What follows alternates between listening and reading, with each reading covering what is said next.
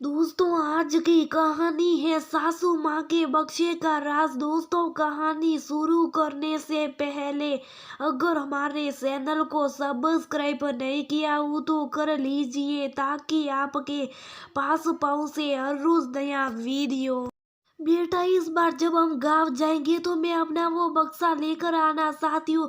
राज बालाजी ने मोहित से कहा। ठीक है माँ, जैसी तेरी मर्जी। अपने लैपटॉप पर नजरें जमाए मोहित ने कहा। जब ये बात मोहित की पत्नी पाकी को पता चली तो वो बहुत नाराज हुई, क्योंकि उसके घर में सब कुछ उत्तम दर्जे का चाहिए होता, पर सासू माँ का वो बक्सा जो उसने अपनी शादी के वक्त देखा था जब वो कुल देवी की पूजा करने गई थी, काले हरे रंग पर लाल गुलाबी फूल बने जग लगे बक्से को इस घर में लाने के नाम से वो नाक मुंह सिकोड़ने लगी। पर जानती थी माँ बेटे के बीच के प्यार में कोई बात करना अपने पैर पर कुल्हाड़ी मारने जैसा है, क्योंकि फिर मोहित और उसके बीच बातचीत बंद हो जाती।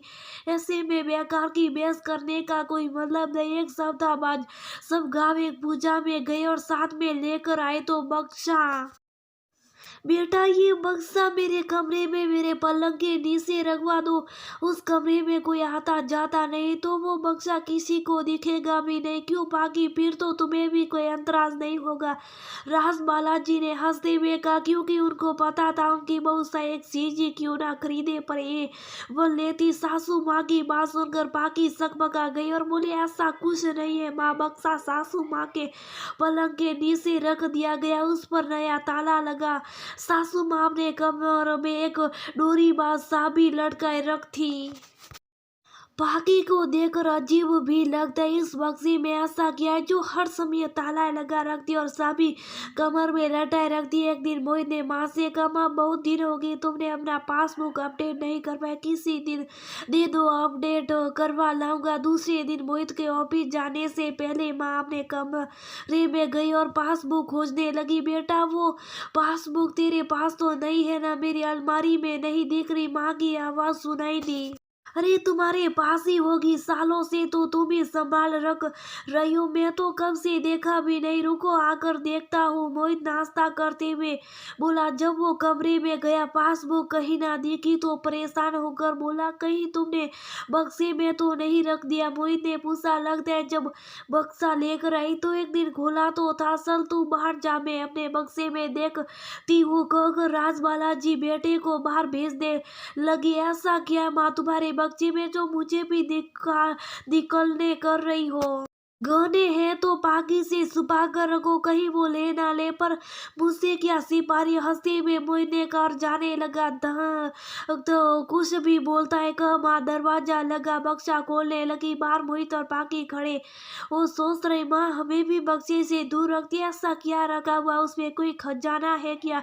ये तो राजी था जो किसी के समझ में नहीं आ रहा था। मोहित, एक बार ताई जी ने कहा था तेरी सास का जब ब्याह हुआ था इसे मैके से भर भर के सोना चांदी मिला था। वो सब जाने तेरी सास कहाँ छिपा कर रखी है, किसी को नहीं पता। सुनो, अगर माँ के पास इतना कुछ है तो हम बैंक के लॉकर में रखवा देते, घर में रहने से डर बना रहेगा। पाकी चिंता करते हुए बोली, हाँ सही कर रही हो पाकी, मैं माँ से बात करूंगा, अगर वो तैयार हो गई तो सब लॉकर में रख देंगे। मोहित ने कहा। थोड़ी देर में माँ उदास होकर बाहर निकली। बेटा, पासबुक बक्से में भी नहीं है, जाने कहाँ रख दी।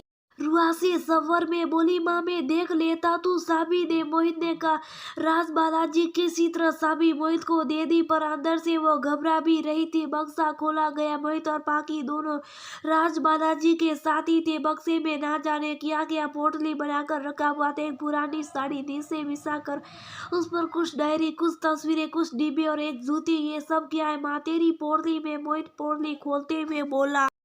इसमें ना है मोहित, मैंने देख लिया, तू इसे ना खोल। राज बालाजी मना करती रही। उससे पहले मोहित ने पोटली खोल दिया। मोहित के कुछ पुराने कपड़े, खिलौने, पुरानी ब्लैक एंड व्हाइट तस्वीरें, पिताजी की डायरी, उनके सर्टिफिकेट और मोहित के बचपन के सारी रिपोर्ट कार्ड राज बालाजी ने बक्से में रखा हुआ था। माँ इस डिब्बे में क्या है? डिब्बा हाथ में लेकर मोहित ने पूछा।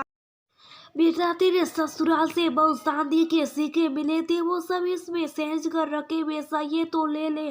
राज बालाजी ने कहा, अरे मोहित ये तो आपकी शेरवानी के साथ वाली गोंडल जूती है जो आपने पहनी भी नहीं थी माँ, आपने इसे भी बक्से में रख दिया। बाकी आर्चे से पूछी, बहू बेटे के ससुराल से आया था, शादी की चीज कैसे इधर उधर रख देती, किसी को दे भी नहीं सकती थी, तुम लोग तो फेंक देते, इसलिए मैंने इसमें बंद कर दिया। राज बालाजी मासूमियत से बोली, मोहित ब्लैक एंड व्हाइट तस्वीरें देखने में व्यवस्था, ये हमारी पहली तस्वीर थी माँ जो हमने साथ में लिया था, तुम पापा और मैं। बाकी सुनो, किसी स्टूडियो में जाकर पता करना, इसे ठीक कर फ्रेम करवा देना। मोहित आज तो बहुत भावुक हो रहा था।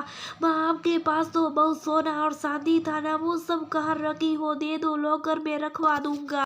मोहित ने कहा, बेटा अब कुछ नहीं बचा, तेरे पापा को पढ़ने का शौक था और दादाजी के पास इतना धन नहीं था, तो मैंने सब बेच कर उनके पढ़ाई में लगा दिया था, तभी तो वो अच्छी नौकरी कर सके, नहीं तो गांव में कुछ करते। मेरे पास अब जो भी है वो मेरे बेटा बहू यही मेरी दौलत। राज बालाजी रोते गले से बोली, मोहित और बाकी राज बालाजी के बक्से के अंदर ये होगा वो होगा सोचे बैठे थे, पर निकला यादव का जनता पर पासबुक वो मिला बक्से के ऊपर बने बड़े से पॉकेट के अंदर, साथ में मोहित की बचपन की एक तस्वीर जिस पर कपड़े तो थे ही नहीं, जिसे देख बाकी जोर जोर से हंसने लगी और मोहित उस तस्वीर को छीनने की कोशिश करने लगा। जब राज बालाजी ने कहा, बेटा तुम लोग मेरे बक्से में ना जाने क्या क्या होगा सोचते होंगे, पर मुझे लगता था तुम लोग मुझ पर हंसोगे, इसलिए दरवाजा बंद करके खोलती थी, पर अब जान गए हो तो ये लो, आज से ताला नहीं लगेगा। नहीं माँ, ताला लगाकर चाबी सहेज कर रखे, यही तो वो अनमोल खजाना है जो अगर चोरी हो गया तो खोजे से भी ना मिलेगा। धन दौलत का क्या है, वो तो फिर से आ सकता। पाकी ने सासे का आज पाकी को सासू माँ के बक्से से चीड़ नहीं हो रही थी, बल्कि उसे जुड़ी चीजों को देखकर उसे लग रहा था मेरे मायके की चीजें भी सासू माँ ने कितने प्यार से सहेज कर रखा हुआ है, ऐसा हो कुछ आपके घर में भी छिपा हुआ राज्य जैसा पाकी की सासू माँ के बक्से का।